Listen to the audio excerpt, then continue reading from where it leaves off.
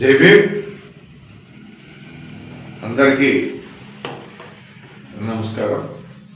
ముఖ్యంగా ఈరోజు మీడియా సమావేశాన్ని జరపడానికి ముఖ్య కారణం ఏంటంటే రాయదుర్గం నియోజకవర్గం వేపరాళ్ళ చెరువు నుంచి అక్రమ మట్టి దందా జరుగుతుంది.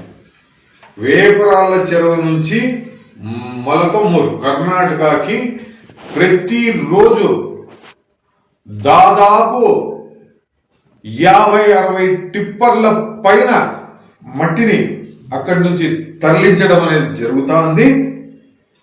దీనిపైన చాలా మందికి అక్కడ ఉన్న నాయకులకి అధికారులకి తెలిసే జరుగుతూ ఉందని చెప్పేసి మేము భావిస్తున్నాం. ఎందుకంటే మాకు పూర్తి సమాచారం ఉంది కాబట్టి ఈ విషయాన్ని మీ ముందుకు బయట పెడుతున్నాం. దీంట్లో ముఖ్యంగా పెద్ద ట్విస్ట్ ఏమంటే అక్కడ వైసీపీ నాయకులు టీడీపీ నాయకులు ఇద్దరు కుమ్మక్కై ఈ దందాన్ని నడపడం చాలా ఆశ్చర్యకరం. ఎందుకబ్బా అంటే ఈరోజు దాదాపుగా 10 రోజుల పైనుంచి ప్రతిరోజు రాత్రి ఈ దందా జరుగుతూ ఉంది.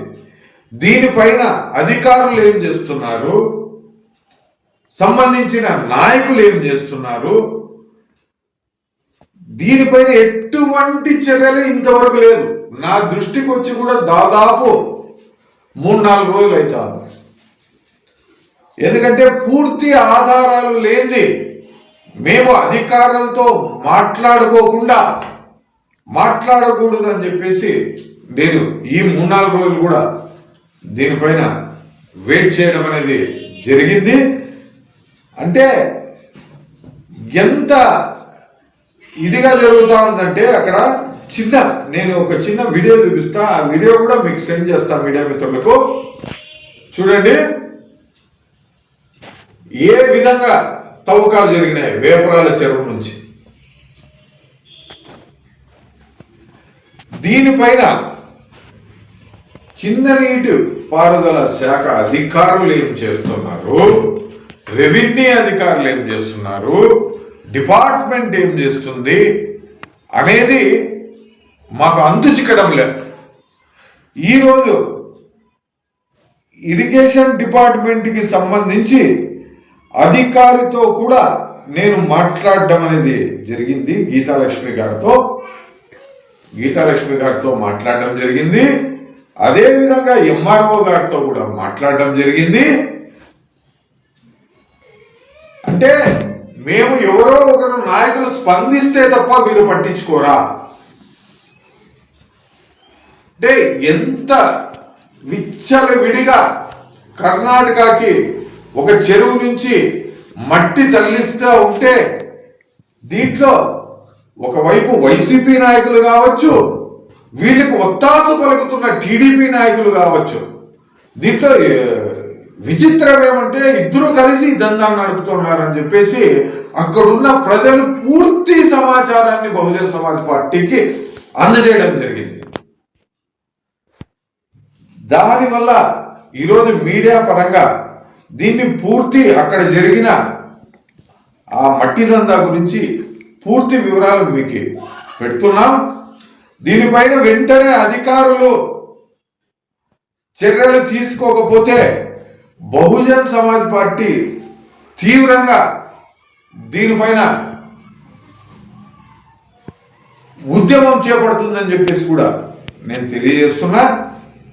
అయ్యా ఎవరో మాట్లాడితేనే మీరు దానిపైన స్పందిస్తారా, మాట్లాడకపోతే స్పందించరా అనేది నాకు ముఖ్యంగా నేను దీని గురించి ఇచ్చేస్తున్నా. ఇన్ఫర్మేషన్ అనేది ప్రతి ఇంటెలిజెన్సీకి ఉంటుంది, ఎక్కడి నుంచి ఎక్కడ జరుగుతుంది, ఏం జరుగుతుంది అనేది. కాకపోతే మీరు చూసినట్లు పోవడం అనేది సరైన పద్ధతి కాదు. దీన్ని వెంటనే అరికట్టి ఈ మట్టి దందాన్ని వెంటనే ఆపకపోతే ఇది జిల్లా కలెక్టర్ దృష్టికి మేము తీసుకెళ్తాం, ఉన్నత అధికారుల దృష్టికి తీసుకెళ్తామని చెప్పేసి తెలియజేస్తూ జై భీమ్. జై భారత్ ఈ సమస్యని అది పదే పదే చెప్పి తెలియజేస్తున్నా. అన్న లోకల్ ఎమ్మెల్యేకి ఏమన్నా తెలుసా? ఏమన్నా లోకల్ ఎమ్మెల్యే ఏం చేయిస్తున్నాడా? లోకల్ ఎమ్మెల్యే చేపిస్తున్నారా ఇంకోరు చేపిస్తున్నారా అనేది తెలీదు. దీంట్లో వైసీపీ టీడీపీ నాయకులు కుమ్మక్కై దీన్ని చేస్తున్నారనేది పూర్తి ఆధారాలతో సహా మా దగ్గర ఉన్నాయి. దీన్ని స్పష్టంగా నేను చెప్పగలను.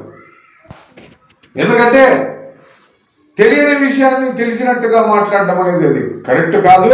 కాకపోతే మాకైతే ఉంది, కొద్దిగా లోపల ఇన్ఫర్మేషన్ ఉంది. దీన్ని అరగట్టుకోకుండా దాన్ని కూడా బయట పెడతానని చెప్పేసి తెలియజేస్తున్నాం.